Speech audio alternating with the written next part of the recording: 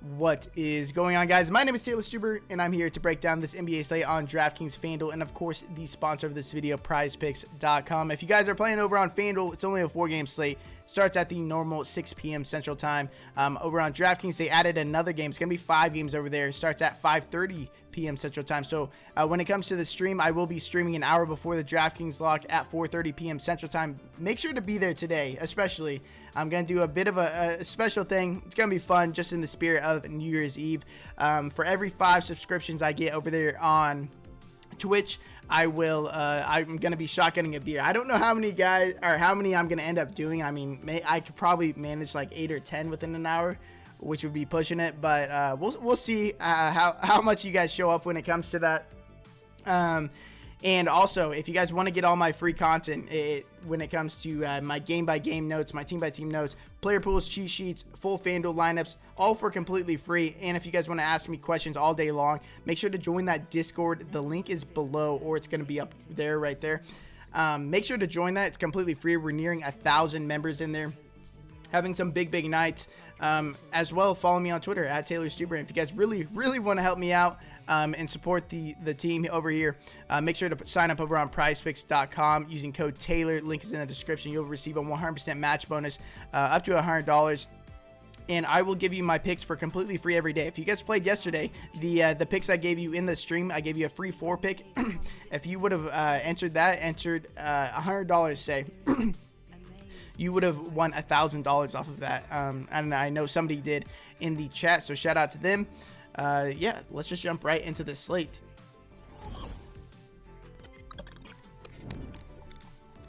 I've actually recorded this video a couple of times. I had some technical difficulties, but we'll run through this just one last time. Hopefully we get all the way through without my storage filling up too much. So we start off with the Philadelphia 76ers at the Orlando Magic. At 219.5 over-under. 76ers are 3-point favorites.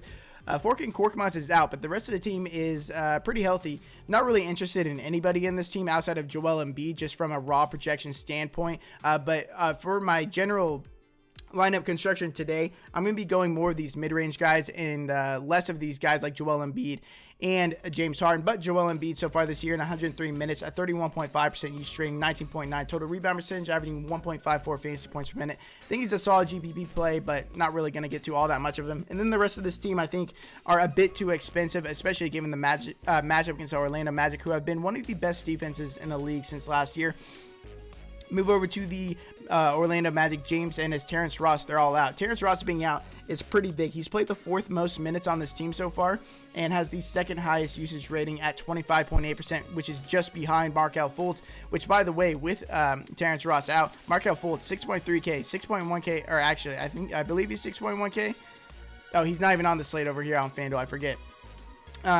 So yeah, I absolutely love Markelle Fultz this year, even with Terrence Ross, a 26% usage rating, 26.7 assist percentage, averaging 1.11 fantasy points per minute. Should be playing about 32 minutes a game over here. In a normal scenario, it is a revenge game against the Philadelphia 76ers, if that moves the needle at all for you guys. I absolutely loving it. And then I love his over on his 30-point projection over here on Prize Picks. I think that's an easy pick over here. I gave away the rest of my picks over in the Discord, so make sure to check that out. Also, with Terrence Ross out, I think that Michael Carter-Williams gets in the lineup a bit more. We've seen him playing minutes next to Markelle Fultz, like we saw DJ Augustine just did last year. So he should see an increase in minutes. He does average 0.81 fantasy points per minute, and this slate is barren for value. So at 3.6K, Michael Carter-Williams is one of the better value plays. And then Aaron Gordon, he should be playing 28 to 29 minutes a game. He is still limited. He should be limited to 28 to 29 minutes, but he's only been playing like 22 minutes a game. But I think that's quite the anomaly, especially without Terrence Ross. I think they're going to end up playing him in the upper range of the 28 to 29 minutes. And at 6K, I think that's way too cheap for him, because in 97 minutes so far this year, he has a 20.9% usage rating. It's 15.6 total rebound percentage, averaging 1.06 fantasy points per minute. I think he's a pretty solid play today. Move over to the Sacramento Kings and the Houston Rockets. The largest by far over under at 232. Rockets are 5.5 point favorites. The Kings are healthy, so whenever a team is fully healthy, that means I'm not really on them all that much. But there is a couple of things to mention. De'Aaron Fox this year, 135 minutes, 27% usage rating with 31.8 assist percentage, averaging 1.08 fantasy points per minute. In the 3 games that didn't blow out, De'Aaron Fox has scored 40, 44.5, and 47.25 fantasy points. So I don't mind him whatsoever on both sides. I think he's a bit too cheap, 7,800 on DraftKings, 7,900 over on FanDuel. I'm probably going to be playing him on both sides, but we will see. I'll let you guys know more in the Discord. Marvin Bagley, it looks like he's still limited, but 5,300, it's a very, very cheap price tag. In the 98 minutes he's played this year, he has a 27.1% usage rating, leading the team, 17 total rebound percentage, averaging 1.03 fantasy points per minute. Like, even if he plays the low end of 22, 23 minutes, he's probably going to almost pay off this 5,300 price tag, and you'll be fine with it, especially with how barren we are when it comes to value. But if he does play that upper range of 27, 28 minutes that like we've seen just a couple of games ago, 5.3K is way too cheap for him, especially in this matchup against the Houston Rockets. So I do like Marvin Bagley quite a bit. Buddy Hield, his usage rating is down to 18% this year. So don't like his price over on DraftKings, but on FanDuel, just for the price, I mean, it's a clear mispricing at 5.4K. They missed the ball quite a bit when it comes to Buddy Hield. Like that quite a bit over there on FanDuel. And then Hassan Whiteside has really lost favor on the Sacramento King. He's only playing 2 stints a game, and they're short stints, only playing about 10 to 12 minutes a game. And that leaves the rest of those minutes at the center spot to Richaun Holmes and Marvin Bagley to an extent. Richaun Holmes, he just played like 32 minutes that last game. Only 5.2K. He's averaging 1.04 fantasy points per minute. And I think he's going to go severely overlooked this slate. Move over to the Houston Rockets, the most interesting team and least predictable at this point. Ben McLemore and Chris Clemens are out, but John Wall, Eric Gordon, and DeMarcus Cousins are making their season debuts after missing the beginning of the year with the COVID protocol. John Wall, he looked really good in the preseason. He passed the eye test for me at least, and it looked like he was on pace to play about 32 minutes. So if we get around 32 minutes for John Wall at 7.1K and 7K over on FanDuel, I think that's a bit too cheap. I think we see him probably in that 8 to 8.5K range later on in the year. So we're getting a pretty big discount on John Wall. And then James Harden, with there being no value on this slate and everybody returning, I'm not paying $11,000 for James Harden. I mean, he's still the highest projected player from a raw projection standpoint, but as far as roster construction, I'm probably not going to get all that much of him. But I really just want to see what the starting lineup is for this team, because we could see Cousins and Wood starting next to each other, which would make me like Cousins a lot at 5,000, just because I know he's going to get more minutes, but it really just depends on what the starting lineup is. But we'll get that probably sometime during the stream, and I'll let you guys know what to do. Move over to the New York Knicks and the Toronto Raptors. The 217 over-under. Raptors are 9.5 point favorites. Obi Toppin, Dennis Smith Jr., Frank Ntilikina, they're all out. Alec Burks and Emmanuel quickly are questionable, and that means a lot, because if they are if they're ruled out eventually, Elfrid Payton's minutes are going to be very, very secure, because that's why we played Elfrid Payton, because all of those guards were out. And he was playing really poorly.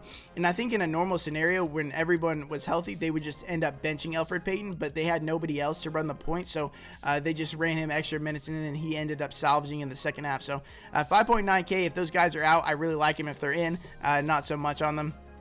But it looks like Julius Randle, RJ Barrett, both these guys are relatively blowout proof. And 2 of their blowout games, they played like 35 and 37 minutes, which is crazy. So if you think this game blows out, I would still be on guys like Julius Randle, RJ Barrett if you like them anyways. It is a tougher defensive matchup against the Toronto Raptors. But Julius Randle, man, in 151 minutes this year, has a 27.6% usage rating, 14.5 total rebound percentage, 34.1 assist percentage, averaging 1.3 fantasy points per minute. He leads his team in all rates.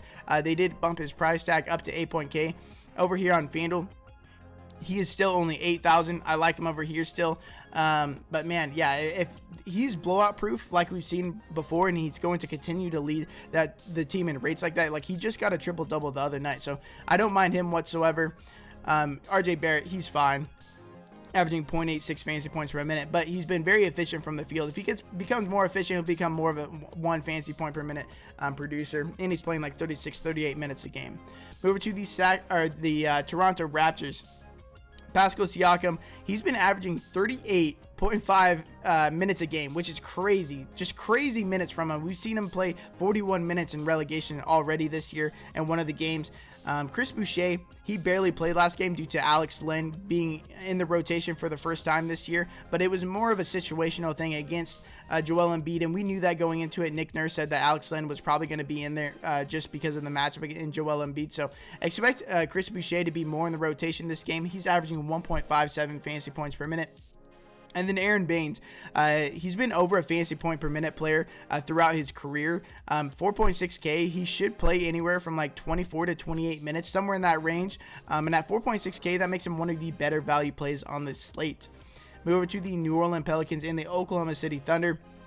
A 215 over under. Pelicans are 5.5 point favorites, which seems like a really, really low over under, but the Pelicans have been playing a bit slower this year. Oklahoma City, a slow team as well, but the Pelicans, they're healthy. Brandon Ingram in 102 minutes, a 28.4% usage rating, 10.2 total rebound percentage, a team leading 34.5 assist percentage, averaging 1.22 fantasy points per minute. That's crazy. A 34.5 assist percentage, that's double of what Lonzo Ball's assist percentage is so far this year. So it looks like Brandon Ingram is running point guard right now. So that makes him very, very desirable on both sides. One of my favorite mid-range plays are like when it comes to the roster construction today, I'm mostly playing guys all like 8K and under. So Brandon Ingram, 8,000, one of my favorite plays. And then Zion Williamson right under him at 7,900 and 96 minutes, a 28.9% usage rating, 15.1 total rebound percentage, averaging 1.13 fantasy points per minute. He's dealt with some foul trouble. He's dealt with some blowouts. On a normal basis, it looks like he's supposed to play around 36 minutes, and same for Brandon Ingram. Both those plays are very, very good.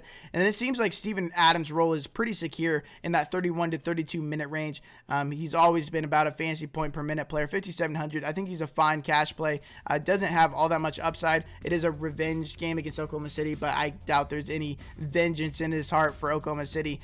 But I do like Steven Adams in cash games. If you get there. And then the rotation continues to be tight for this Pelicans team.